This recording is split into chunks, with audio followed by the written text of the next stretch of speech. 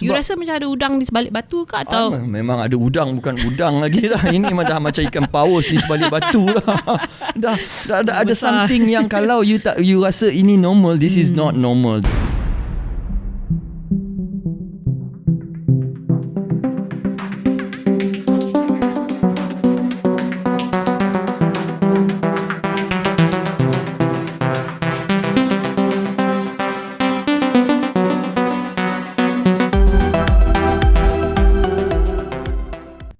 Hello everyone, welcome back to Unmuzzled. Now I know it's been a while since my last one, but I've been a little busy. Now I don't know if you've noticed, but I just recently filmed and produced a documentary, which is also here on this channel. You can find it. It's my most recent upload. So it's not quite a podcast, but certainly something I've been planning to put out. I spent about 2 weeks filming it with Liana, who I'm sure you all remember from episode 7, where we first touched on her police questioning and investigation, and throughout the filming we actually had quite a few delays, which is why it took that long. Otherwise it would have probably taken a lot, would have been quicker and a lot shorter, and so we had to put it off for quite a bit, but eventually everything all fell into place and it came out after all. A lot went into it.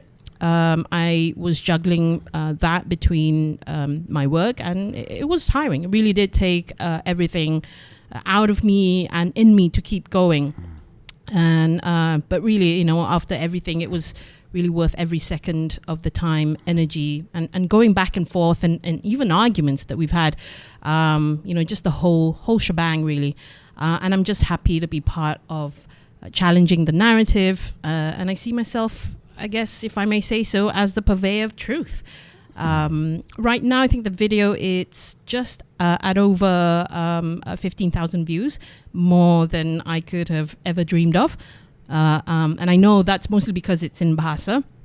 So it's far more wide-reaching, and probably a good idea to have a few episodes in Bahasa from now on, like this episode at hand. When I introduce my guests just a little bit. So you can expect a little rojak between English and Malay in just a short while. So back to the documentary. I'm just amazed by how well it's been received, and with the outpouring of love and support for Lena from all of you guys. Truly, truly touched. Thank you all very much. Now, on to my guest for today. So I have here with me one Abdullah, or at least that's the that's the name he goes by. So Abdullah is a student, a UiTM student who recently quit to remain unvaccinated. So very much on, you know, self-sovereignty. Yep.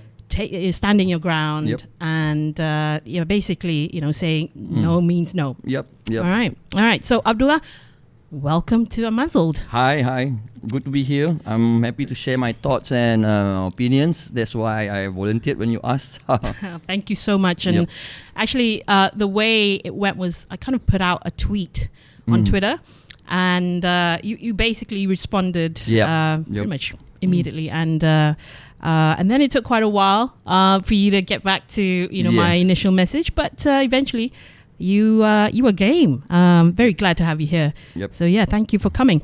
So as I said, this episode is going to be a bit of a rojak between English and Malay. So campur-campur. Betul. Tak ada hal. Betul. So feel free, to go in and out. So before I give you, you know, the floor here, I just want to say that you've been through quite a lot. Yep. In the last few years, in the last 2 years, obviously since the pandemic, you've been through quite a lot. You've had quite, you know, an experience, and chances are, bagi orang kat luar sana tu, you've probably seen and heard of him on the social.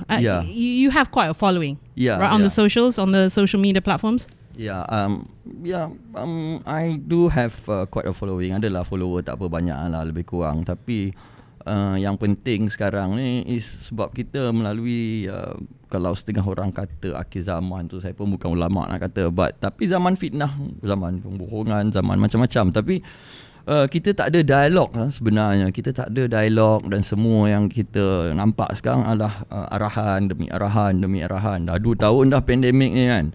Jadi antara sebab kenapa saya setuju pun sebab saya rasa masyarakat, rakyat, kita semualah orang awam perlu ada discussion, perkongsian, nasihat satu menasihati, sebab ini bukan saja sesuatu yang penting sebab ini sesuatu dalam Islam juga.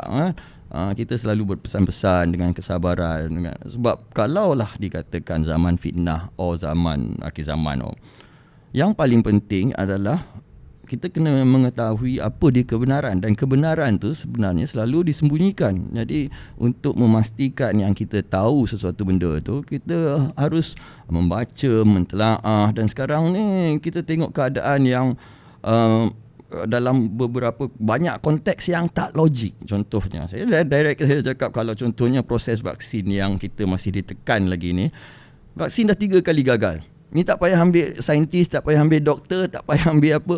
Vaksin dah 3 kali gagal. So and then kita dipaksa lagi juga. So sampai bila kita nak terima? Itu je persoalan dia.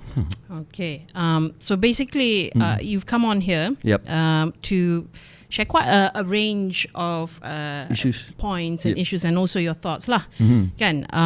Especially seeing, from the experience that you've been through, memang banyak lah you dah lalui kan, the last I would say 1 year maybe. Around 1 year lah basically. And one of it is that I think I quit my college. I mean, to me macam ni, begini kalaulah ada institusi pendidikan yang memaksa saya untuk mengambil sesuatu yang saya tak setuju, dan tapi tidak mahu bertanggungjawab sekiranya apa-apa berlaku, buat apa saya nak belajar kat tempat macam ni? Jadi macam ni saya rasa kita patut treat benda macam ni. Kita ada pilihan. Kita diberi pilihan. Jadi kalau majikan kita menekan, memaksa macam ni, adakah kita perlu untuk bekerja dengan majikan macam ni? Kalau kerajaan yang menekan kita macam ni, adakah ini kerajaan yang baik?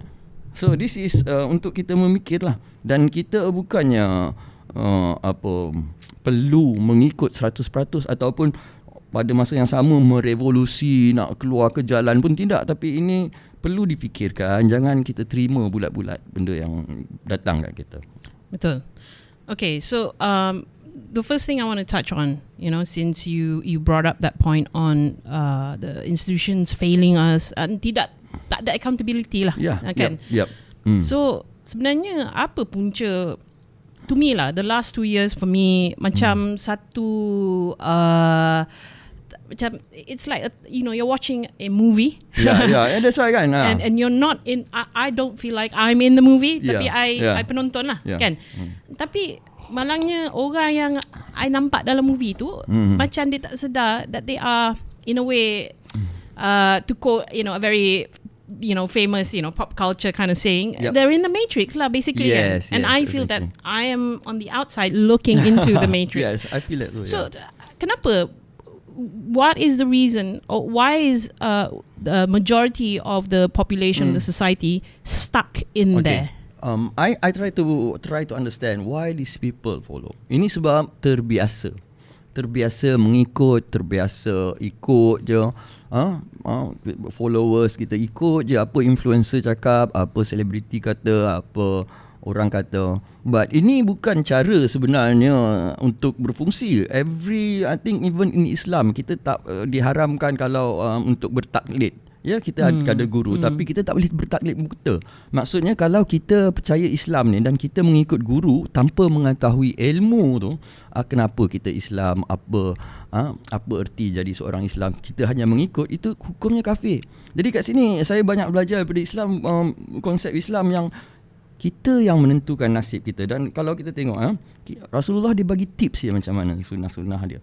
Dia kan, kalau masuk rumah kaki kanan, masuk tandas kaki kiri, dia punya hint kat situ is that every step you take, you have to take accountability. You don't just follow saja. You have to think. You have to think, and what am I doing? What is it based on? Because ultimately jasad ini amanah, badan kita sakit. Dan pada awal pandemik ni, message pertama yang kita dapat adalah kesihatan adalah segala-galanya. So that's why sebab tu saya berhenti college sebab no point. Bagi saya, kalau saya sakit, apa guna kerja? Betul. Nak masuk mall pun tak guna. Nak dine in. Ini this is your rights, man. Sekarang macam tak apa. Right. So kesihatan ni dia menyeluruh kan. Yep. So satulah tentang the last 2 years we've been dealing with this pandemic. Asyik kesihatan tu is just about pakai mask, vaksin. Yeah. So bila kita kata kesihatan ni menyeluruh, actually this was something that I discussed with Liana in her podcast in episode 7. I cakap sebelum ni tak pernah pun jadi isu, tak pernah pun kontroversi bila kita discuss sebenarnya there are many alternatives, there are other approaches to health. It should be holistic, the holistic approach. So macam contohnya, when we're dealing with something that is physical kind of virus, and it's a disease that affects you physically, we kind of, and especially in the last few years, we've completely forgotten about the ailment of hearts. Exactly. So kenapa? And when are we going to start seeing the shift? Kenapa dah tiba-tiba dah jadi every time kita shift the conversation to holistic health, kita dikatakan quack, kita misleading, misinformation, fake false news, spreading false information. This is great. I think this is a good question. Saya suka sangat soalan ni because kita kadang-kadang mengambil benda yang berlaku ni sebagai benda negatif, tapi dalam setiap benda negatif tu, inna ma'al usri yusra, dalam setiap kesusahan pasti ada kesenangan. So dalam kita semua tengah bergaduh ke tengah nak tahu tentang vaksin ni, banyak juga yang tengah belajar tentang perubatan natural yang holistik, yang tidak semestinya bergantung kepada perubatan sistem perubatan. Dan sistem perubatan ni kita kena faham juga, dia dikuasai oleh syarikat-syarikat yang sponsor ubat, yang ada kepentingan kewangan bisnes. Dia orang ada kepentingan jual, tengok saham Pfizer, tengok saham Moderna. This is real. And kalau just generally antara benda sebab kenapa saya tak nak ambil vaksin adalah mudah je. Kalau kita nak beli satu benda, kita tengok orang jual ni, dia ada track record tak? Dia ada track record sebelum ni macam mana? Jadi kalau boleh Google je sendiri, apa track record Pfizer, apa track record Moderna, apa track record Johnson & Johnson dan sebagainya.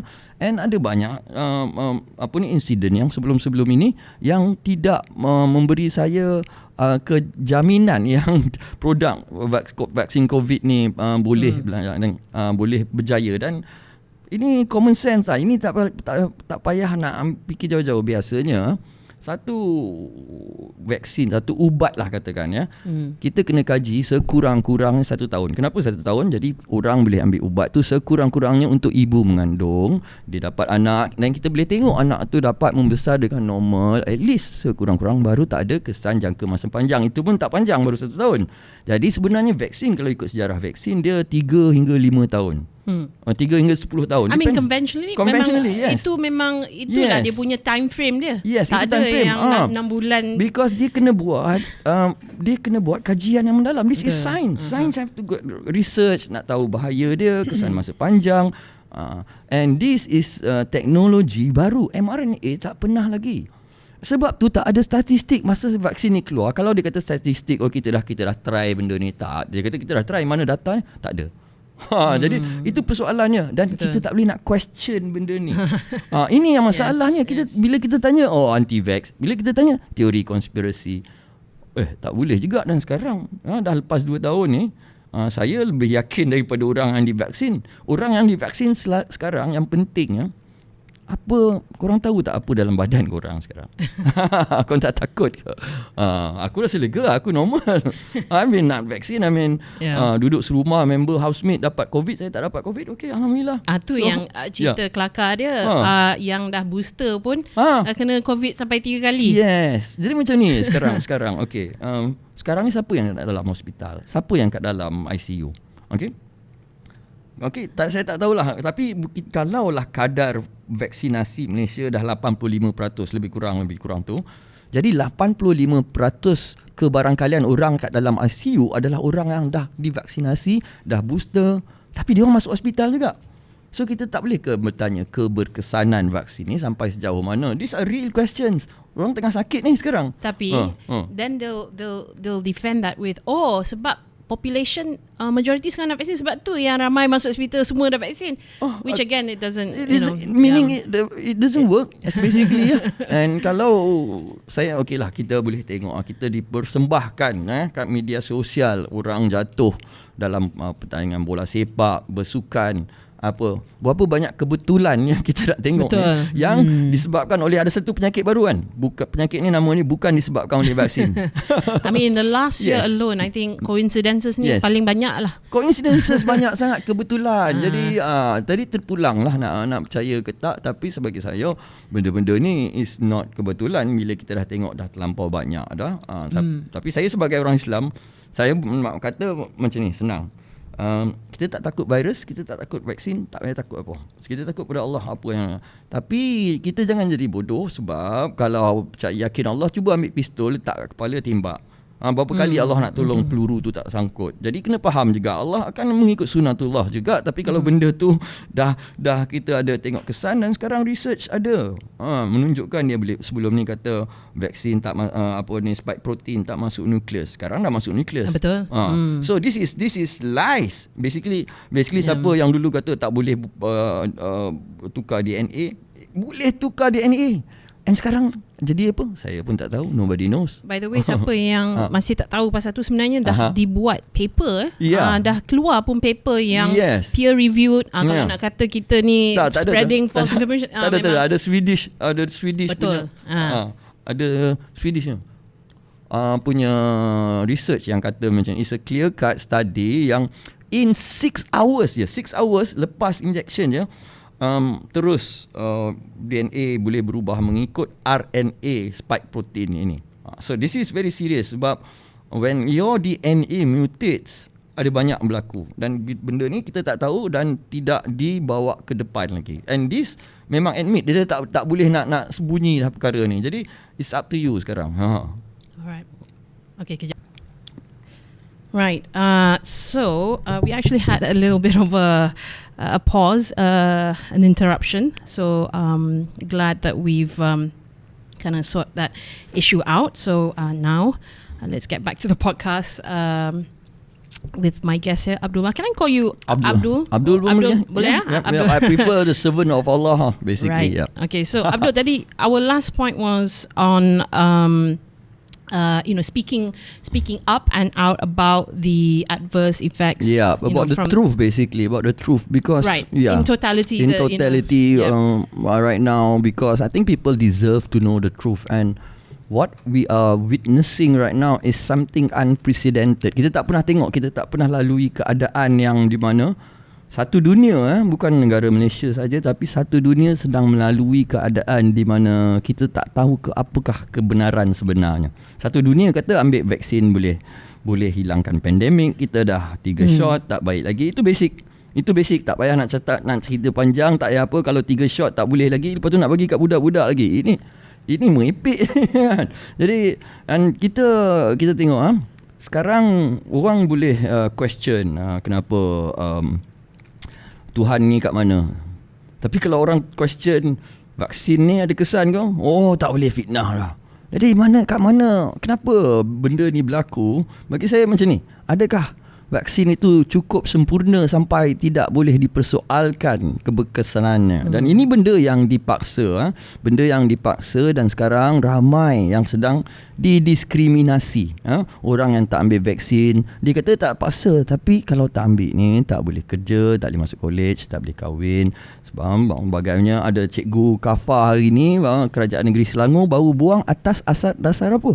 Pasal tak ambil vaksin. Adakah ini adil? Adakah kita sebagai satu masyarakat mengambil tindakan yang betul? Bolehkah kita menutup mata? Adakah ini ajaran Islam? These are important questions, because kalau tak jadi tak apa, tapi kalau kena macam mana? Jadi sekarang kita dah ambil 3 dos, ada yang dah ambil booster. Jadi do you know what is it inside you? I don't know. I don't know. I really don't know. I'm not an expert. But I tak ambil, so I tak risau. Jadi orang yang ambil yang patut question. Bukannya orang nak ambil ni nak bergaduh lagi, tuduh tu sampai bila kita nak tuduh menuduh siapa betul siapa tak. Pointless. Tapi what's happening? Dia cerita dia sekarang, nobody is I mean, they claim that they're not forcing you to take it, but yet they are blackmailing. Inilah sebenarnya cerita dia, blackmail. Dia tak panggil paksa, tapi it's blackmail. Apabila ada certain group yang mendapat privilege, iaitu yang dah vaksin, tapi yang ambil sendiri tu langsung kita tak diberi the same privileges, sedangkan it's not even a privilege. Betul. These were basic rights. These are basic rights. Dine in, travel were basic rights. Korang yang tarik balik rights ni, and orang setuju je mengikut.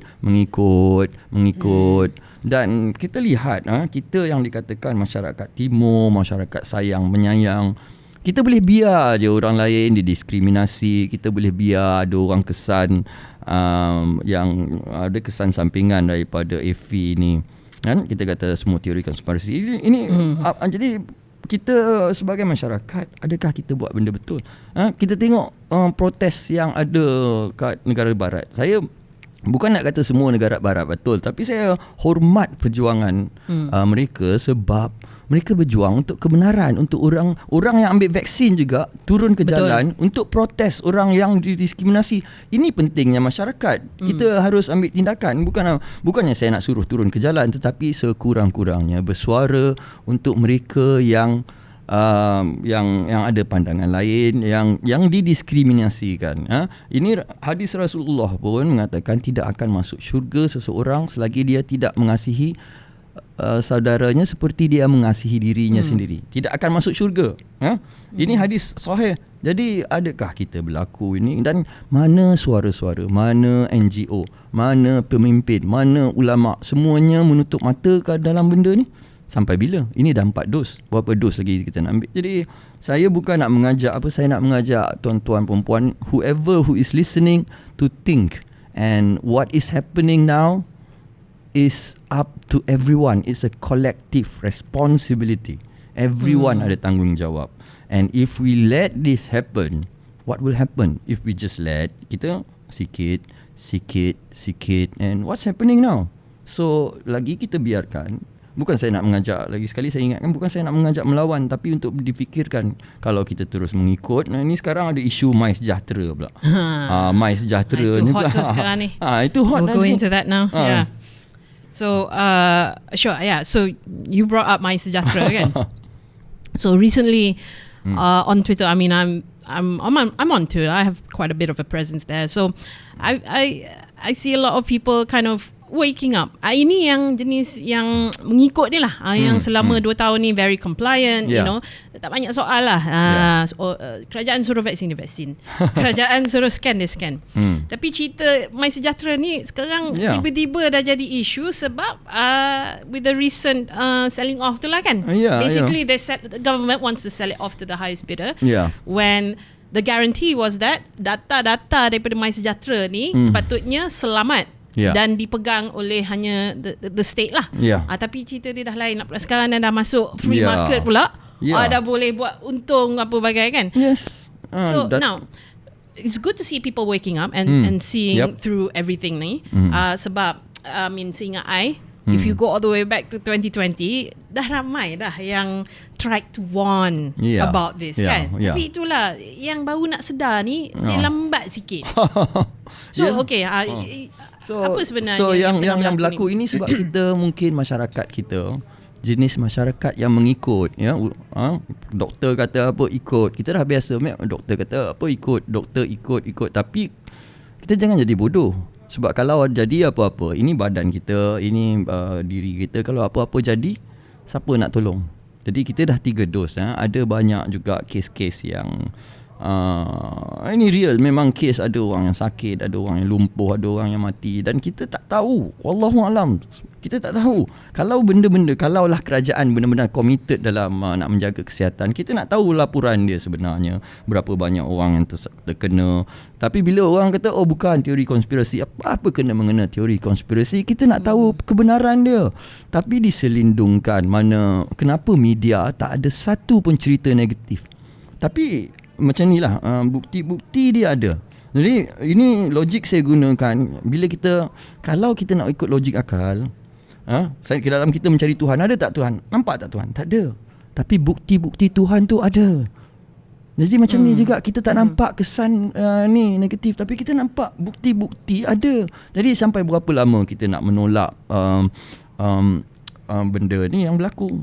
Kita kena fikirlah. Saya nasihatkan untuk kita fikirkan sendiri sampai bila. So would you say that your approach would be more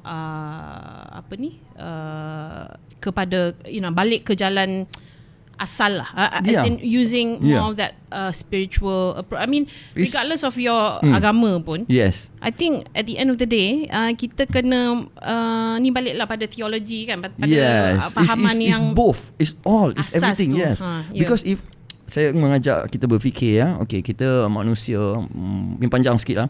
Okey, manusia dulu kita belajar bercucuk tanam dulu, lepas tu kita belajar menternak binatang. Okey, itu satu era. Kemudian kita pergi ke era seterusnya bila kilang start ada dan orang buat the factory industry, industrial revolution semuanya. Dan kemudian kita pergi ke lepas tu IT dan teknologi, di mana knowledge and information, semua orang dapat information. Dan kalau kita tengok sebenarnya apa yang berlaku kat dunia sekarang adalah proses evolusi manusia, di mana manusia memang akan, kita ada roh. Jadi sinilah spiritual revolution yang sedang berlaku. Nak terima ke tak terima, ia sedang berlaku. Dan ini bukan saja berlaku kalau mengikut daripada eskatologi, kita ada orang kata akhir zaman, tapi semua eskatologi daripada segi Kristian, daripada segi Yahudi, daripada segi Buddhis, daripada segi Hindu, Kali Yuga, semuanya saya baca semuanya, dan semuanya menunjukkan kepada benda yang sama. Betul. Yang kita sedang melalui satu titik perubahan. It's exciting times. Yeah. Betul. I mean, I myself, I am theistic, as in, I believe I'm Muslim. So I rasa memang it's we're at that point, we're at that juncture where you do have to kind of go back to the beginning and understand the basics, right? Basics. Basic science, basic everything is interesting, because if you understand history, if you understand science, and this is not follow the science. You don't follow the science. You're supposed to question the science. That's how science works. Yes. Now, talking about people not questioning ni kan, sepatutnya kita ni diberi akal fikiran. Itulah tujuan akal fikiran tu, untuk kita persoal kan, for us to challenge. Tak semestinya naluri, I mean, it's not because kita ni sebab orang yang suka menentang, tapi memang kalau benda tu tak masuk akal, jadi kita guna akal fikiran untuk soal lah kan. But again, the masses have been lulled into just accepting. Itulah saya macam kita tengah tengok dia orang berlakon di layar, and they're in the matrix and they're stuck there. And dia macam multiverse juga. So for me, I think mungkin lah there has been a way lah dengan cara manipulasi oleh media yang in cahoots with governments, and macam you cakap tadi kan, it's not just in our country Malaysia, but it's happening around the world, you know, and it's like this big thing that's being orchestrated, and to get to that point, they have to really like have been planning this kan, make sure that they can pull it off. So kita dah tengok, kalau boleh tengok, bila kita katakan teori konspirasi, kenapa tak boleh konspirasi? Konspirasi bermaksud adalah satu kumpulan, satu pakatan jahat oleh orang-orang yang bertindak secara rahsia. 1MDB was a conspiracy. And look now, dulu orang kata 1MDB is a conspiracy. Sekarang terbukti. Dan orang yang committed the biggest financial scandal in the world, tak ada financial scandal lah, masih bebas lagi. So ini menunjukkan adakah ini kerajaan yang benar? Allahualam, buat penilaian sendiri. You should think for yourself. Itulah, I mean, to get to this level of coordination, you know, to kind of macam operation lockstep lah kata kan. It takes quite a bit of planning. I mean, it's not, you know, we're not talking cabinet kerajaan kita je kan. Kan. So I was meaning to ask you, the way that they've been it was so easy for them to do this, to pull this off kan. Was it through the science, they keep using the phrase, trust the science. So sebenarnya kalau I ikut daripada awal, sains yang awal-awal COVID dulu lain. Yes. Sekarang dah lain. So do you think the science has changed? I mean, am I supposed to trust the science that keeps changing, or adakah science mengikut naratif? Bila it suits the narrative, science tu lain. This is a good question as well, because science is the truth. Okay? Tapi popular science juga boleh diubah. Maksud saya bukan diubah, boleh jadi corruption, boleh diubah. Kita pernah tengok melalui zaman-zaman dulu penguasaan gereja sebelum Renaissance dulu, di mana gereja mengubah ajaran Katolik dan memberi penekanan banyak keras. Dan ini bukan mengikut Katolik sendiri, tapi untuk atas dasar kuasa agama itu disalahgunakan. Jadi ini juga sains itu boleh disalahgunakan. Saya bagi contoh, natural immunity. Ini basic. Ini basic je sains. Natural immunity, di mana tubuh badan kita boleh bertindak secara semula jadi untuk menentang kuman, penyakit, sebagainya, patogen yang masuk ke dalam badan. Dan sebab itu konsep vaksinasi sebenarnya, idea vaksinasi sebenarnya adalah di mana kita memasukkan virus yang dilemahkan dan kemudian badan kita mengenal virus ini yang lemah ini, jadi dia tahu dah nak lawan. Okey. Jadi bila natural immunity ni berlaku, memang kena ada natural immunity, sebab kalau tak ada natural immunity, apa yang nak lawan? Vaksin bukan boleh lawan penyakit. Dia cuma satu virus kecil je. Jadi dan sekarang dah 3 dos. Nak masuk 4, berapa dos lagi yang perlu? Kita pun boleh fikir sendiri. Saya berjumpa orang kampung biasa je pun dah boleh persoalkan. Jadi yang orang-orang bandar yang bijak pandai ni kenapa tak persoalkan? Salahnya natural immunity. Bila kita cakap, itulah macam saya cakap, kita ni di label sebagai conspiracy theorists. I mean, I don't understand lah how natural immunity that has been a well-established, point of fact in medicine, the basis for understanding how the body works, apa semua. And now you're being called a conspiracy theorist for merely just pointing it out, saying that it exists. Jadi sekarang kita pun pelik, sebagai kalau orang biasa tak pelik dengan keadaan berlaku ni, I rasa dia mental case lah, sebab keadaan dunia ni pelik. Sebab ada pakar, kita masalah sekarang, ada pakar daripada kedua-dua pihak. Ada orang kata vaksin ni boleh baiki semua, ada kata vaksin boleh membunuh. Dua-dua tak benar. Vaksin tak juga membunuh, vaksin tak juga tak juga menyelamatkan. Jadi apa kebenaran dia? Wallahu alam. Tapi untuk kita tahu kebenaran itu perlu dilakukan perbincangan secara ini, dan ini yang sebab itu apa-apa pun, saya sebagai orang Islam, apa-apa pun kita kena yakin dengan Allah. Dua-dua, jangan takut dengan virus, jangan takut dengan vaksin, apa-apa penentuan Allah. Tapi macam saya kata, kalau letak pistol kat kepala, tembak, cuba tengok berapa kali Allah nak selamatkan daripada pistol. Yalah, betul. Sebenarnya report-report tentang adverse effects ni, AV kan, sebenarnya banyak. Sudah banyak beribu report yang diterima. Tetapi DG Syam dan our health minister masih menegaskan they still holding on to the need that actually those reports, not all of them are actually AFI, sebab ini semua voluntary punya reports kan, bukan mandatory. I mean kat Malaysia at least our system is not mandatory reporting, so dia boleh ke tepi, they can just dismiss the fact that because these reports come in voluntarily, so we can say hanya a fraction sajalah AFI. Tapi sebenarnya lah, I mean when you look at you hear about I've seen amongst people yang suffer, of course, yes. From the work that I do with MFM and everything, I've seen these people, and to keep going with the stand that it's always never the vaccine, it's just ridiculous at this point. Ridiculous. Ini mengangkat vaksin itu lebih daripada Tuhan sendiri. Kalau Tuhan orang boleh question, do you believe in Islam, orang boleh question in social media, no problem. Sekarang vaksin you cannot question, fitnah. This is ridiculous. You have to question. If you are forced something yang nak ditekan, dipaksa sampai teruk begitu sekali, tapi tak diberitahu side effect dia. Panadol pun kalau bagi kat 1 juta orang, akan ada seorang 2 mati. Betul. Sebab kita punya badan dan penerimaan ni lain. Ini natural.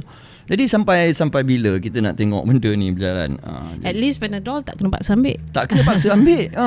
Kalau tak ambil, kita still boleh keluar macam biasa. And sekarang orang dah start question and continue that questioning because that's our rights. Kita sekarang dalam keadaan di mana kita punya human rights kita ditekan, diambil. And tengoklah keluar kat jalan, ada ke orang jatuh pingsan sakit ke? Tak ada. Yang sakit mati ni semua dekat hospital je. Sebenarnya yang berlaku sekarang ni is an outright case of a violation of rights and penindasan dan juga memang is nothing less. Yes, and this is and penindasan. media yang kita sedih ni sebab media tidak mengongsikan apa yang berlaku secara neutral. Media juga mengambil side kerajaan dan juga ni. Jadi bukankah ini satu konspirasi, iaitu rancangan beberapa orang yang mempunyai rancangan rahsia. Itu saja konspirasi. Dan konspirasi berlaku. Kita sebagai rakyat Malaysia dah biasa juga konspirasi berlaku dan dibuktikan. Saya ceritakan tadi 1MDB. Jadi terpulang lah. Tapi itulah, sampai berapa lama, sampai bila rights kita nak diambil. Mula-mula orang kata tak, 2 dos je, 1 dos je, lepas tu 2 dos, lepas tu 3 dos, ni nak masuk 4 dos. Kes masih banyak lagi. Kes masih banyak lagi. Wallahualam apa yang berlaku. Sebab tu kita kena start question. So dalam mass indoctrination ni, macam mass psychosis ni, actually there's a phrase that's been put out, mass psychosis formation, mass psychosis formation. But yang itu pun kena censor. Bila the hashtag pick up, kena censor terus. Lepas tu Reuters and semua the so-called the self-proclaimed fact checkers ni semua kata no such thing as mass formation psychosis formation. So coming back to that kan, dalam mass psychosis ni sebenarnya ramai je yang keep on challenging the truth and questioning. Tapi itulah they have been made an example of, meaning the powers that be, they go after them. Padahal dia tak ada buat apa salah dia. Tak ada crime macam pun. Just asking a question pun, atau even merely standing up for your rights. And pasal itulah saya baru ni saya buat documentary mengenai my friend kan. So you've seen the documentary about Liana, and you can see the never ending pursuit of Liana. Sedangkan apa sangat isunya? Sebenarnya tak ada isu, tak ada kes pun. But they're not stopping, and it's still ongoing. Ada benda lah dia nak tutup. Apa benda dia nak tutup tu? Then you go, what are they covering? Because macam ni that's why I like to bring back apa yang Islam ajar. Islam ni kalau ada ayatnya tiada paksaan dalam agama. Kenapa tiada paksaan? Kalau kaji ayat tu sendiri, la ikraha fiddin qad tabayyana rusydu, di mana tidak perlu ada paksaan nak masuk Islam. Sebab apa? Kebenaran dah jelas. Kebenaran nak jelas. Jadi orang kafir ni sebenarnya orang yang menutup kebenaran. Jadi apa yang berlaku sekarang, kita sedang melihat kebenaran itu ditutup, tidak dibenarkan. Sebab kenapa nak censor benda ni? It's just a normal thing. Kalau saya dipaksa, saya nak tanya, saya nak tahu. Jadi kenapa nak censor? And kita dapat laporan macam-macam. Kita dapat laporan macam Vice daripada US, berapa banyak tindakan, berapa banyak kesan negatif. Memanglah peratusan dia kecil daripada 100,000 orang mungkin seorang. Tapi kalau seorang tu kena ke awak, chances dia daripada 0.1% jadi 100%. Kalau jadi apa-apa, dia bila tak terkena kat batang hidung sendiri, dia tak tahu. Tinggi langit rendah bumi. Kan? Takkanlah benda ni, kalau benda ni perfect sangat, kita dah tak ada pandemik kalau dia berkesan. Itulah. Betul lah. So itulah people are being punished for merely just speaking up and questioning some very obvious points kan about the mandates lah. Yang pertama sekali the vaccine mandates tu yang paksaan yang dia kata bukan paksa, tapi itulah will strip you of your rights. So it kind of when I brought up Liana, kind of made me remember about this guy lah on Twitter. Goes by Khalid on Twitter. Kes dia dituduh fitnah. I lama juga I follow dia. Tiba-tiba tengok macam diam. Macam dah tak ada pula.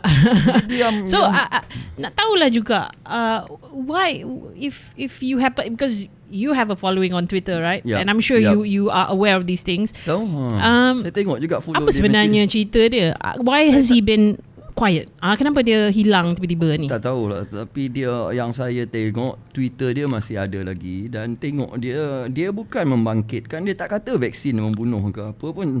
Dia cuma kata kenapa guru-guru ada sebab kenapa guru-guru tidak mahu mengambil vaksin, dan mungkin salah satu sebabnya sebab ada grup Telegram yang berkongsikan cerita kes kematian, dan daripada sebab itu ada kes kematian ni. Jadi yang patut diselidik, yang patut disiasat ialah kesahihan maksud. Saya baca tweet dia, saya baca tweet Khalid tu sendiri, dia tak kata pun vaksin ni, kata ada sebab kenapa guru ni takut. Kalau dah dia tengok kes kematian berapa 87 guru, dia tak kata pun vaksin tu vaksin tu yang buat. Dia cuma kata patut kajilah kenapa.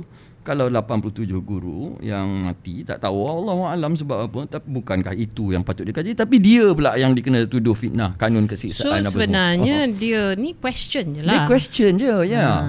Because tak kesian ke? Dia tak membuat statement, dia tidak membuat argument. Tak ada.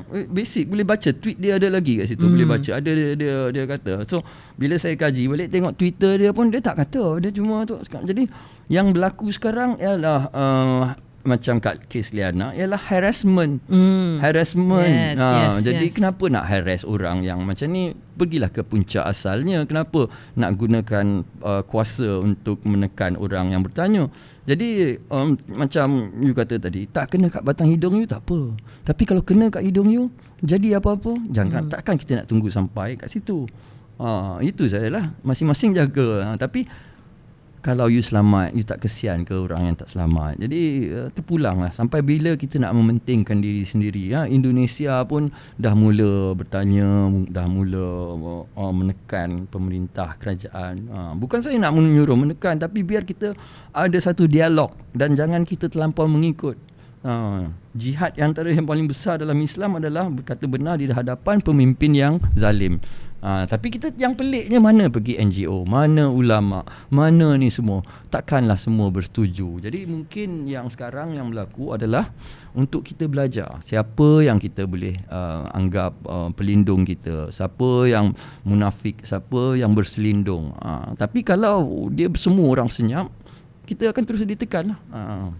So macam you kan, you're very spiritual person. Yep. You're very in touch with your spiritual side lah kan. How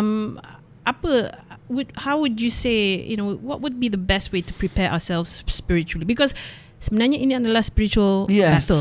Betul tak? Spiritual battle. To me, what is ongoing now is a spiritual battle, and this is benda yang daripada dulu lagi, which is battle between the good and evil. And the evil will always present itself as the nice, as the truth. Ini masalahnya, dan ini dalam hadis-hadis akhir zaman. Nabi ada cakap di mana pemimpin akan diangkat. Kita tengok sendiri hadis akhir zaman kata pemimpin yang bodoh akan diangkat. Dan kita tengok semua pemimpin dunia, bukan kata Malaysia, semua satu dunia, semua. Bukan kata Malaysia dia ada masalah dengan kerajaan, satu dunia. Dan ini bagi saya sepatutnya kita lebih menguatkan iman, sebab ini menunjukkan bahawa apa yang Rasulullah sampaikan dalam hadis kini menjadi kebenaran. Kita tak boleh menolak lagi kebenaran ini bila dah sampai. Sebab ini sepatutnya bila orang-orang, kalau mengikut surah Al-Kahfi, surah Al-Kahfi ayat 2, khabarkan berita gembira kepada mereka yang beriman. Kenapa? Ini surah Al-Kahfi, surah yang Rasulullah suruh baca untuk mengelak fitnah Dajjal. Kenapa? Sebab apa? Khabar gembira. Bila kita fikir balik, kenapa nak khabar gembira kalau dah akhir zaman?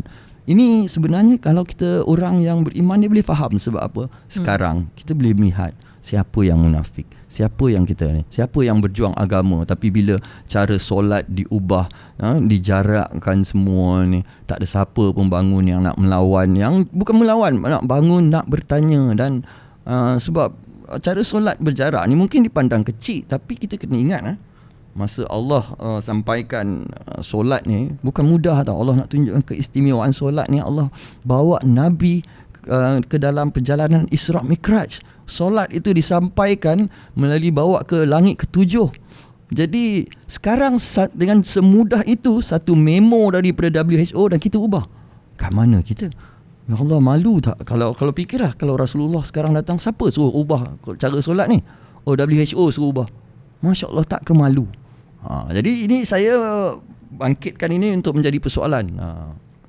WHO tu diangkat lebih tinggi daripada WHO inilah. Saya tak nak pergi ke jauh lagi ke Dajjal ke apa, nanti orang kata lain pula. Tapi memang kalau tidak Nabi tak ceritalah pasal Dajjal. I mean, tak payah cerita Dajjal lah. I mean, we logik akal. I mean, it's just happening right in front of our eyes. You know, the manipulation, the lies. Tapi itulah masspsychosisformation ni. It has such a hold over the masses. Sorry lah, tapi the sheeple. Yes. Okay. Sheeple ni. Dia macam sheeple ni macam hati dia tertutup macam hati keras, hati batu ke, hati hitam ke. I don't know what the right phrase is, tapi macam to me this is not something yang happen just overnight. You have to understand how people the way our schooling system, our education system, schooling system kita, apa yang kita diajar? Kita dah ajar supaya jangan jadi luar daripada apa saja yang beza. Kita dilatih untuk pakai uniform sama, masuk sekolah time sama, pakaian semua sama. Jadi orang kalau berfikiran lain daripada norma, kita kata dia ni lain lah. So sekolah tu mengajar kita daripada darjah 1 sampai form 5 berapa tahun? 13 tahun. So 13 tahun ni cuma nak mengajar apa? Bukannya mengajar apa, dia mengajar kita mengikut saja, macam sheeps. Untuk tidak menghargai pemikiran, untuk tidak berfikir, untuk tidak consider. Padahal ini yang diajar Rasulullah dulu nak sampaikan Islam dulu bukan mudah. Dia nak sampaikan ke orang Arab nak senang ke? Jadi ini yang kita kena tengok balik. Dan saya tertarik zaman COVID ni, satu point yang kita kena fikir adalah kita takut bila penyakit macam COVID ni. Semua takut. Paranoid. Paranoid. Tapi kenapa tak takut tentang masalah hati? Orang tamak, orang hati busuk, dengki, ria, ujub. Itu pun penyakit juga. Dan penyakit ni sebenarnya Rasulullah kata, penyakit ni yang sebenarnya lagi bahaya. Penyakit fizikal ni boleh ada ubat, tapi kalau penyakit hati ni susah. Dan saya tengok orang yang group yang sheeples ni, these are weak people. I would say they are weak because they don't have a stance. They don't know. Sebab tu dia orang tak berani debate, dia orang tak berani. Tak berani. You try to argue. Dia tak berani, tapi dia akan maki you. Bodoh bangang. Saya tengok tu lah Khalid kena maki teruk dulu. Tapi yang diorang ni pula jenis yang diam-diam ni, but up to a certain point lah. I mean, in the recent, I would say past 2 months, especially with the nampak dah angin perubahan tu sedikit demi sedikit. You know why? Because dia orang nak kena tolak lagi further. And and kita tak tahu kena test. It's come to the boiling point lah. Ada yang sampai family relative dia orang kena side effect, and baru macam and it's bukan susah nak buat benda ni. Bagi saya nak convince semua orang, dia bayar influencer banyak-banyak. And semua orang tengok benda tu. Sebab apa? Cuba kata vaksin ni dah kena sensor, tak boleh nak kata. So ini ada satu yang berlaku adalah penutupan kebenaran itu ditutup. Jadi untuk tahu kebenaran, kita kena ada perbincangan, data. Dan sekarang data dipegang oleh satu pihak, KKM saja.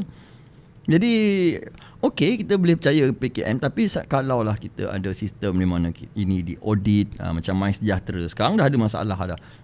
Baru nak sedar ada masalah, padahal benda ni patut dah lama dah sedar.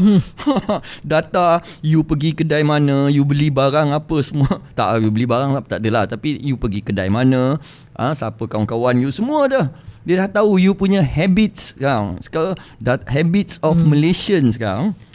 Who knows data ni ada jual kat mana? They know where you live, what is your habit, what shops you go. So I don't know. Sold off as data to the third party kan. Same way that Facebook has been doing their business, and you know, we are the product. Ada kita produk, bukan consumer, kita bukan orang yang beli pun. Kita produknya kan. Sampai sekarang pun kita tak tahu lagi apa research dia sejak dah dekat 2 tahun ni. Apa research ni, mana data ni, diberi data satu pihak. In fairness, I've the tide is turning and I'm seeing certain influencers lah, boleh katakan. I mean, these are people yang are media editors with quite a following. Kalau dulu memang the message was to comply. My Sujata memang perlu untuk nak tahu, we don't want to spread it.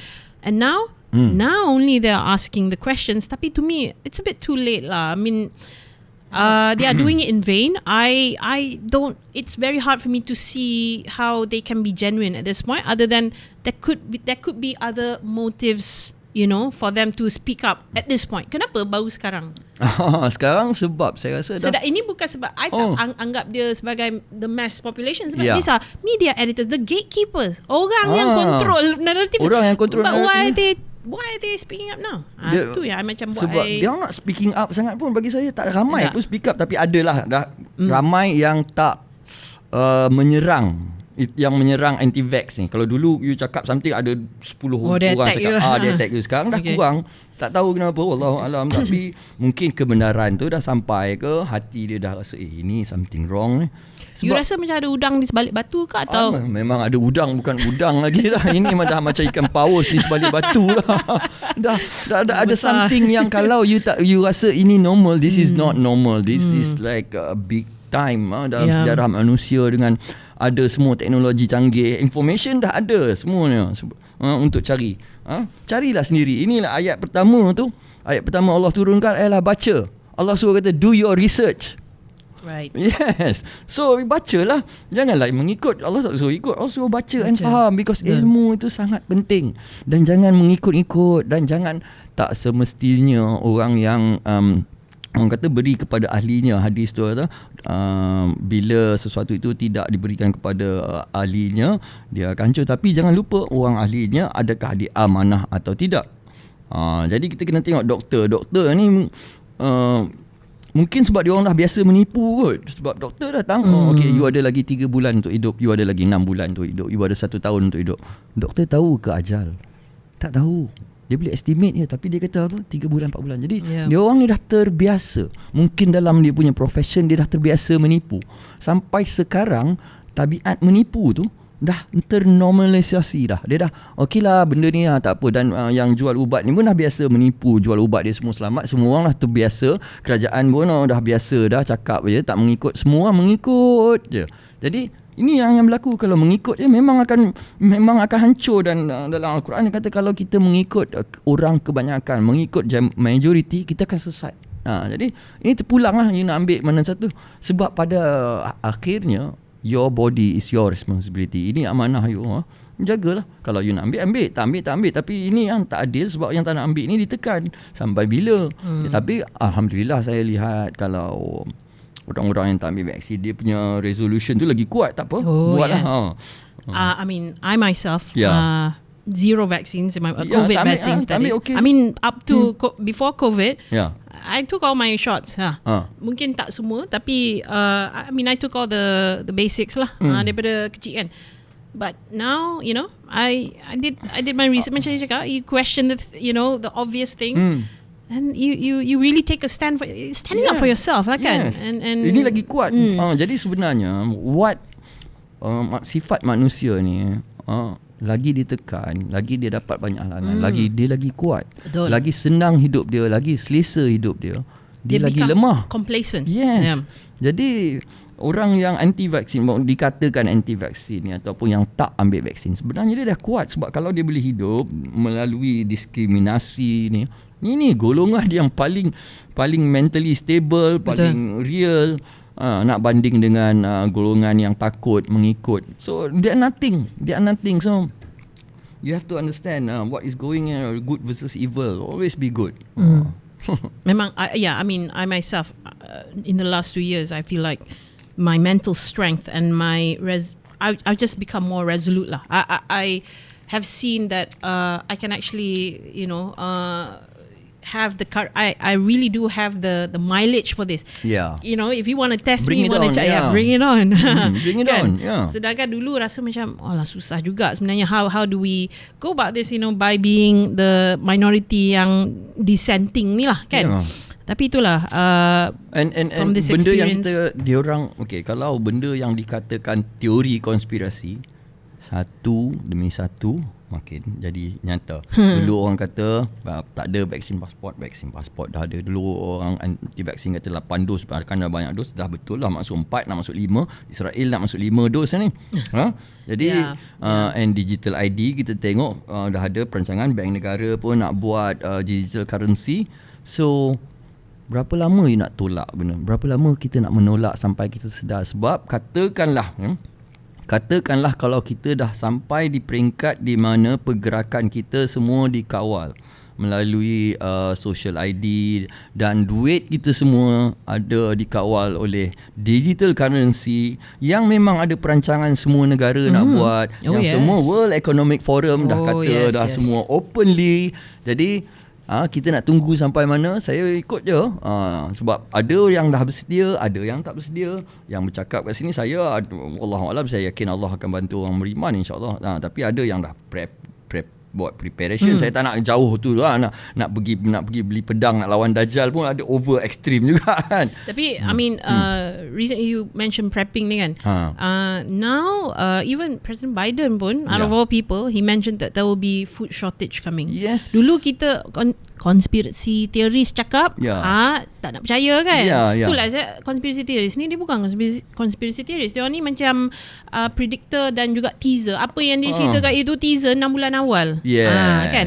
So yes, President Biden actually finally mentioned, and then you know now baru you nak percaya, you know, this is coming, you know. And I myself personally know a few people and groups of people actually who are starting their, you know, prep work, mostly you know, for the food shortage lah. Nanti itu yang paling akan terkesan, because the people who will be affected the most by that will be the poorest lah kan.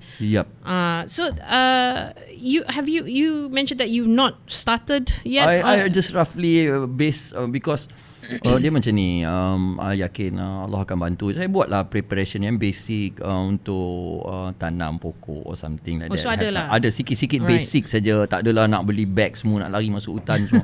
Tak ada. Sebab as a Muslim, kita jangan limitkan kuasa Allah ni. Allah boleh buat, dia buat semua ni. Jadi kalau dia nak bagi makan ni is sikit je. And ada hadis akhir zaman yang kata akan sampai satu peringkat yang mana tak ada makanan, yang kita orang umat Islam akan terpaksa makan daripada zikrullah, daripada zikir dan tasbih. Saya bukan orang religious, tapi ini hadis-hadis akhir zaman, wallahualam. Tapi bagi saya insya-Allah ada. Tapi cuma kita kena fikir macam ni, apa yang berlaku is logic untuk food shortage. Presiden Biden dah cakap. Kita sekarang ada kononnya tentang berita perang Rusia dengan Ukraine. Okay, because of that harga minyak naik, inflasi minyak kita pun nak naik, inflasi, and supply chain akan terganggu. Dan China sekarang kes tengah naik, dia orang tengah bawa ke mana, detention camp. If you see, menakutkan juga kan, tengok dia orang bawa ke detention camp. What they do there? Dia orang bawa, nampak video-video yang menunjukkan orang daripada China kat Shenzhen dan juga Shanghai sekarang dibawa ke penempatan ni. Saya teringat scene daripada Nazi dulu yang bawa ke yang kena bunuh dulu, wallahualam. But ini yang sedang berlaku, dan kita nak tunggu sampai situ ke berlaku ke? Yalah. Macam you cakap awal tadi lah, you know, it's not an easy task trying to bring the collective, especially the sheeple who are still asleep ni, trying to wake them up. Tapi I feel like I've done my part, you know. One is by way of doing the podcast, you know. This is why I did it, you know. I think that will continue to become, you know, to be my motivation, and it's strong enough, actually, very compelling for me to keep going and keep in the game. Sebab macam tadi lah I cakap, you know, it takes a lot of mental strength to stand your ground and remain unvaxxed, which is kind of funny really, sebab bukannya nak lawan untuk apa pun, just because you don't want them to cucuk your badan, you know, just saying macam kena rogol lah. Kan? Siapa nak kena rogol? I don't want this in me. I don't want this in me. Sama, tapi bila buat lawak, bila cakap macam tu, bila rogol semua, you see kita ada misplaced. Kita put our focus on benda-benda yang tak ada kena-mengena. Okay, contohnya bila orang kena tindas, buat tak tahu. Bila orang kena diskriminasi, buat tak tahu. Bila ada orang sakit pasal HIV, buat tak tahu. Ni konspirasi je. Lepas tu bila ada artis kena tampar, artis yang kaya raya menampar sampai 20 tweet. Ini apa ni? Ini saja Allah nak tunjukkan kebodohan manusia ni. Kau tak peduli tentang orang sekeliling kau tengah bankrupt, tengah susah, tengah bergaduh ke apa. Kau peduli pasal artis seberang sana tampar orang. Kat mana hati jiwa kau? And lagi satu pasal perang Ukraine Russia. Okay, fine. Tapi kalau kau tak bersuara masa Yaman diserang, masa Syria diserang, masa Afghanistan dulu diserang, ini berlaku ni, tapi untuk bila perang Rusia Ukraine ni kau bising nak tukar flag lah semua. Nampak yang dipertontonkan sekarang, you tengok lah, munafik. Allah nak tunjukkan sekarang ni period ni. Honestly, if you ask me, the Russian-Ukraine conflict ni is just a distraction. It's a distraction. It's not real. To me, it's not real pun. To me, honestly, so manufactured lah. Dia tidak macam berlaku kerana, you know, for the real, like concrete punya reasons lah to me. Okay. Let's I bring to logical thinking. Okay. Say to me, ada banyak orang kata ni pandemic and it's not a real pandemic. Okay, say that is true, katalah. So to have a pandemic where these people, semua pemimpin negara 198, 200 negara ke, bekerjasama. Jadi diorang ni dah pakat-pakat. Semua pemimpin negara dah pakat nak go COVID. Okay, kau ambil ni, okay, kita senyap, kita semua untung-untung, katakanlah. Tapi kalau diorang dah pakat untuk buat pandemic scam ni, dan asal diorang nak bergaduh. So basically what they're doing now is basically, you will come to a conclusion, sebenarnya semua ni sandiwara je. Sama juga dengan politik dalam negara, politik global dan dalam negara, semuanya wayang aja. Semuanya wayang, buat gaduh lah, itu ini. Bohong je semua. Bohong. That's my opinion lah, bohong. Sebab saya tak nak, dah malas nak bagi harapan lah kat mana-mana, because it is impossible. Okay, for the first time, kita Malaysia je kita boleh observe ni, pelik. Tak pernah ada satu benda yang dipersetujui oleh kedua-dua Pakatan Harapan dan juga Barisan Nasional, dan tak ada satu pun MP yang mensuara tentang vaksin. Dan diskriminasi, takkanlah korang buta sangat tak boleh nampak apa yang berlaku kan? Solat tak boleh, solat tak berjarak, pakai mask. Mask ni pun masa solat, hadis Nabi kata jangan pakai, tutup mulut masa ni. Jadi kita ikut Nabi pun tak, kita ikut sains pun tak, kita apa yang kita ikut ni sekarang ni? To me, all these new things from the Ukrainian and Russian war ni apa semua ni is because, do you think it's because that the COVID narrative tu is somewhat crumbling? It's crumbling. Dia ada distraction. People are, you know, macam kita dah nampak lah, my sejahtera macam ni, and people are seeing it for what it really is. Even my sejahtera ni pun is actually a decoy juga for the failing of the vaccines ni. Because I think lah, because alah Tok Mat cakap, kau pun bersama KJ ni UMNO juga, alah korang tak boleh masuk WhatsApp group. So bagi I, distraction je. Betul. So unless we focus on the real important things and keep focusing. So you mentioned tadi kan yang pasal apa ini semua wayang kan. Kind of brings me back to something that just recently happened. Itulah celebrity yang menampar celebrity tu kan. That was at the Oscars. You're making a reference to the recent Oscars. Honestly, kalau tak ada cerita tu viral, I tak tahu pun Oscars tu, you know, happening. I dah lama tinggalkan lah, you know, mainstream Hollywood. I mean, I do watch movies. I enjoy some movies. But it's ridiculous lah what's happening. And you see, you know, the virtue signaling. Yang I tak boleh nak tahan ni, you know. I mean, it kind of 3-5 years ago, I rasa macam masih lagi under control. Dia punya virtue signaling, tahap virtue signaling dia tu, you know, like respect ini apa movement. I mean, again, I don't have anything against people's wishes to be whatever sexual orientation, tapi now it's become this indoctrination. I mean, if you look at the West, it probably is still not happening here yet. But you know, don't be surprised if it's coming. Dekat US kan ni, dia duk ajar budak, you know, as young as, you know, primary school kids, bagi tahu you know, sexual preference and all that. And suddenly, if today bayangkan budak 5 tahun dia kata I don't feel like a boy, that means you're not, itulah this whole trend. So this is part of the wayang kan. This is part of the wayang jugalah untuk because you have to understand as a Muslim also what is the system Dajjal dah ada. Sistem Dajjal. When I say sistem Dajjal, janganlah sistem Dajjal, which is sistem banking yang penuh riba, which is sistem mengangkat nilai-nilai macam LGBT dan apa sebagainya sampai budak kecil they can argue about sex. I'm not a woman, what is a woman, nak kena define susah. Ya Allah. Ya Allah, benda ni basic, budak-budak kecil 3-4 tahun pun tahu, and now we are arguing about what sex is. Itulah manusia ni. Manusia ni Allah dah ingatkan, jangan sombong sangat, korang ni boleh jadi bodoh. Sebab tu surah Al-Baqarah ni lembu tu dijadikan contoh. Ayat kedua dalam Al-Quran lepas Al-Fatihah, lembu. Jadi manusia ni boleh jadi bodoh sampai dia boleh memilih untuk jadi macam lembu, macam tu lah. Jadi kita ada akal. Kita ada akal, and humans we have a soul. Ini yang masalahnya bila sains tidak mengenal kehadiran roh dalam kita. In science, they don't even recognize the soul. But the soul ni yang kita ada roh, dan semua ajaran daripada Kristian, Yahudi, Hindu, Buddhism, kita ni ada roh. There's an invisible, undetectable part in ourselves, which is the roh. And the ruh ni yang mengenal kebenaran ataupun kebatilan, baik atau buruk.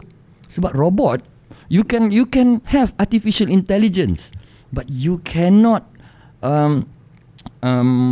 get this artificial intelligence to have human aspects yang boleh mengenal kecantikan dalam seni, to appreciate arts. Robot tak boleh buat. But that's why apa yang berlaku ni, yang semua sekarang ni, dia nak melawan all this spiritual. Sebab tu saya kata people dah mula sedar, dah nampak dah kebodohan mengikut artis Hollywood ni. Dia kalau orang dah tengok, alah bodoh nak ikut ni. Tapi yang sekarang ni ada big gap yang tengah berlaku daripada orang yang sedar dah lama, spiritual awakening dah lama dah sedar, dan orang yang masih tak sedar. Tapi itu pulang sebab ini dah bukan zaman yang macam normal. To me, I terima je this is akhir zaman sebab keadaan dah terbalik. Kalau kita tengok hadis-hadis akhir zaman, Nabi dia bagi hint tau, dia bagi contoh. Roughly dia kata orang yang bodoh diangkat, orang yang jujur akan ditekan, air jadi api, api jadi air. What's the idea behind the basis is that dunia dah terbalik. Dunia dah terbalik. Orang yang kita rasa boleh menyelamatkan kita adalah orang yang menyusahkan kita, menekan kita. Orang yang patutnya doktor ni yang patut bagi kita kesembuhan, lagi bagi penyakit. Wallahu a'lam, but it looks like that, man. Oh yes, obvious, very obvious. To me, this is taken on this whole macam ni lah you cakap dunia terbalik ni. It's taken on so much more, progress so much more. And this is the oxymoron. Since the progressivism movement ni, this liberal woke left ni, asalnya I nampak, you know, they're fighting for so-called equality, which I honestly, you know, I don't quite agree with the whole equality argument, but I understand where they're coming from. It used to come from a good place. Yeah, it used to come from a good place, and that's the mistake. Because just because you're good, you think you'll be good forever? Exactly. You think be in the right forever? No, ini pun Quran kata, adakah kamu menyangka kalau kamu sudah beriman tidak akan diberi ujian lagi? No, it's a continuous work of, you know, check and balance, and you know, it's always a test will be given. So you cannot say, oh, I was right one, so golongan yang left ni yang masalah ni, yang penakut, yang takut sakit ni golongan middle class. Kalau nak ni masalah pandemik ni, masalah middle class. Sebab apa? Orang miskin dia tak peduli dah pun sakit ni semua. Dia normal. Dia pergilah duduk gelandangan ke apa. Dia tak ada kena pandemik. So what? Itu yang another thing that I find so amusing. The homeless tu langsung tak ada case. I mean, do you see an outbreak dekat? Tak ada. Tanyalah pondan yang apa kerja dia seharian. Semua tahu tapi dia pun kata tak ada pun penyakit okey je. Tak pernah pula ada kluster gelandangan. Tak ada. Jadi sekarang ni kita tengok kes-kes ni semua yang mati apa yang sakit ni semua dalam hospital. Wabak ni semua dalam hospital je. Jadi jauhilah hospital. Bagi saya macam tu je sebab Nabi kata jangan pergi tempat yang ada wabak. Saya tak tahu kat rumah saya semua okey, kawasan semua okey. Yang sakit, yang mati semua kat hospital. Jadi jauhkanlah.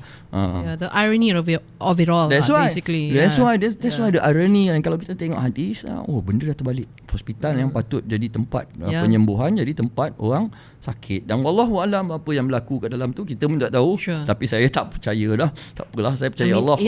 Neither of us, we're not making a statement ke apa, but this is my opinion, my choice, which I don't want to go to hospitals right because now. Because it's obvious the case, kematian memang berlaku. That is in record, that you can find the data there. So itulah, just trying to make it very clear to everyone that we're not fabricating anything. This is not coming just from out of thin air. This is something that if you care to do your research, which you should have for the past year, that too much time has passed already. You would have noticed this, right? So, Abdul, towards the end of the podcast. Actually, we're kind of well over an hour here. This is the longest episode, by the way. Okay, tak apa. I like to talk anyway. Which means your special guest here on this episode.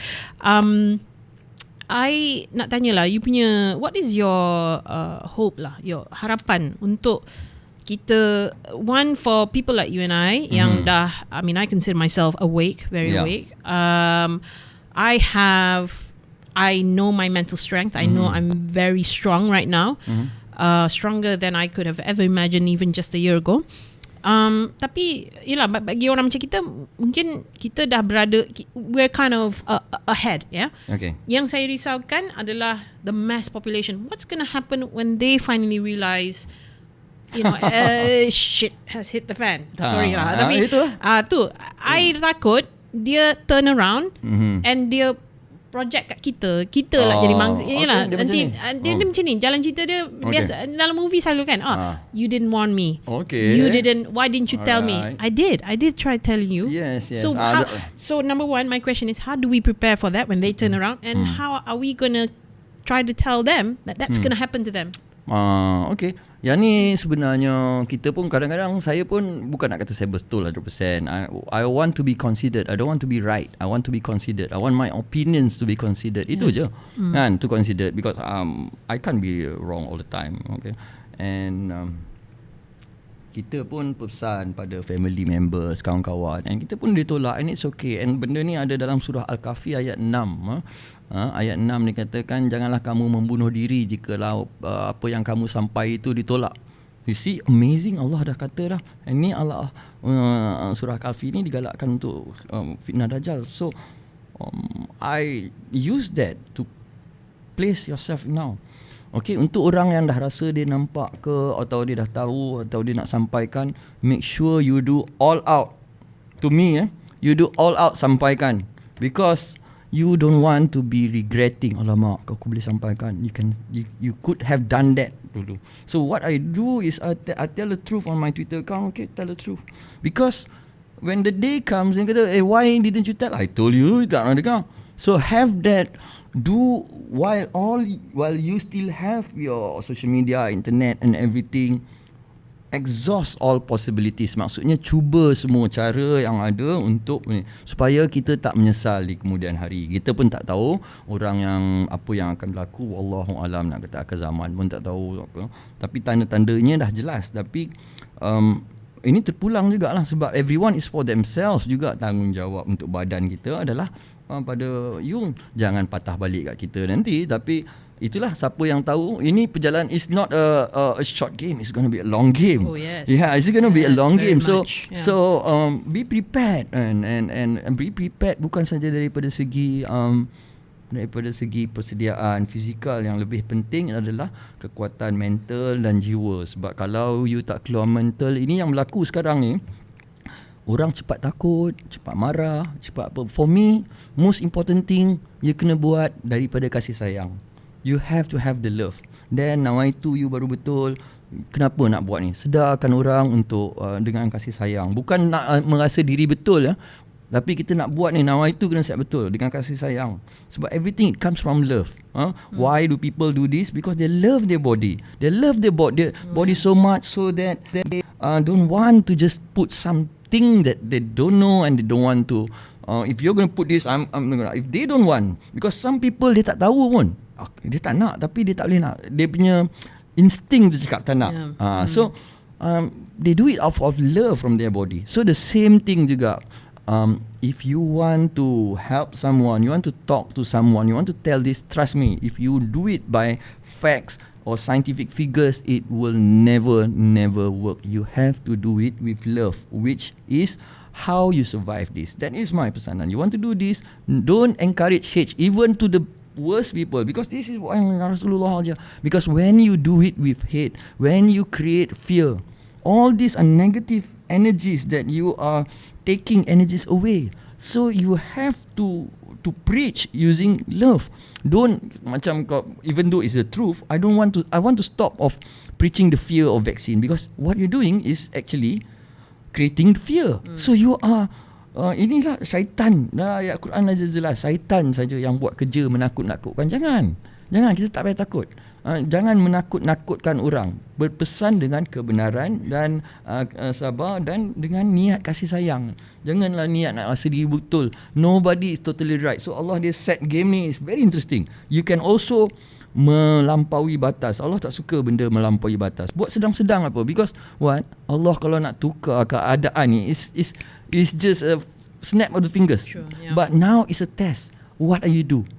What do you do about this? Did you talk to your family? Did you talk to your name? Because if something happens, you're going to regret it. So try to do things that you won't regret in the future. And honestly, I tried my best beyond anyone, and I have that satisfaction. I did to tell you, I told you so. Tak apalah, kena maki pun tak apa. Kita kena faham, mungkin ini Allah buat supaya kita nak belajar. Kau ingat Rasulullah dulu senang nak pesan dekat orang Arab dulu. So ini agama yang benar, jangan sembah berhala. Jangan, kita buat benda baik, bukan senang. So Islam is teaching you something I take that. I'm a Muslim and I'm not saying that other religions are right or wrong, but I base on what my teachings, and I'm proud to say that a lot of things yang hadis-hadis Rasulullah, ayat-ayat Quran are coming to show you. And why all this happening? Because all the bankers in the world are having a problem. There's no more money in the world. Tu banyak lagi kalau nak cerita ni tak habis. But yeah, maybe next time aku. Thanks for having me here. Sure, it was a really fun chat. Although we kind of went in and out of the points. Memang point ni banyak because it berkait-kait, susah nak cakap satu point. Betul. But yeah, it was really fun. To me, it was just like sitting down with a friend and just catching up and really just pointing out some very obvious crazies that's happening. Crazy. The world is going crazy. Betul, but don't go crazy with the world. Remain steadfast. Yes, betul. So again, Abdul, thank you so much for coming on to Unmuzzled. And that's it. Yes, longest podcast by far. About an hour, almost an hour 20 minutes. Okay. Just shy of 3 minutes of 1 hour 20 minutes. But certainly very fun. Ini memang approach baru lah untuk podcast ni, which I will consider lepas ni untuk my future guests. So that's it, folks, for now. Do tune in for the next one. The next episode is actually going to be quite a good one, very informative, because the person coming on has been also a public figure who has been going out and challenging the mainstream narrative, and for she's not just anyone, all based on grounded science and medical evidence, which she always suggests and maintains is part of her argument, and why she continues to challenge the narrative. Right, so I'm not supposed to really drag on there, but again, see you in the next one, the 10th one, and you will hear from me then. All right. Thank you everyone. Assalamualaikum Thank you. warahmatullahi wabarakatuh. Waalaikumsalam. All right, thank you.